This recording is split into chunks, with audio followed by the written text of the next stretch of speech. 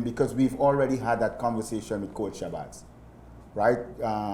When we discussed it with Coach Shabazz, we were thinking, how can we find opportunities not only for players to go and sign with clubs in Spain, but also maybe go and train with a club. So you may not have a contract with Racing Madrid, but you can go there and spend 3 months or 4 months working within their system and training at a really high level.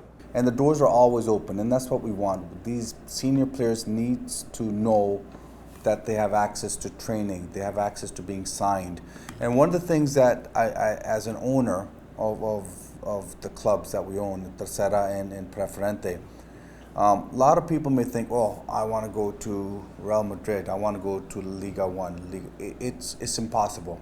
It is not possible unless you're just outstanding. And that outstanding means you're beating everybody. And here's what we got to look at. When you're in Europe, first of all, let's take Spain. You go to Spain, you got to beat out a Spanish player. Then you have to beat out the European player for a spot. Then you have to beat out an African player for a spot. Then you have to beat out a South American player for a spot. Then you have the North American players you have to beat out for a spot. Then you got the Asian players.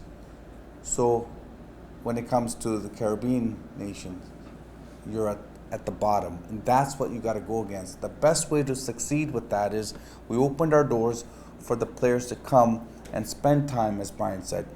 Get to know the system, get to know the style of play, get to know the culture, get to know what rate you gotta operate at all the time. And these are the things that we're bringing to the table, and we genuinely care. Just to make it very clear, Racing Madrid and Racing City Group, we're absolutely getting $0 for this. So it's not that we're doing it for $1 value. We're not.